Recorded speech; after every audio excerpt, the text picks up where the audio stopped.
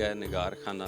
इत्थे मुल्तान दियाँ काफ़ी सारियां पुरानी नवारदात ने जिहड़ी मुल्तान की सकाफत नूं बड़े अच्छे तरीके दे नाल उजागर करदियां ने। और मैं लाहौर तो इत्थे हाज़र होया बच्चों के नाल। बच्चों ने अपनी पसंद दियाँ बहुत सारिया चीज़ां देखियां ने और काफ़ी सारी तारीखी चीज़ां ने। एक चीज़ मैं जदों अपने इस बच्चे जितना सा उदों आया सा तो उदों भी यही चीज़ां मौजूद सन इस तरीके नाल ही। हुण दोबारा इन्हां नूं लैके आए। बहुत अच्छी जगह है।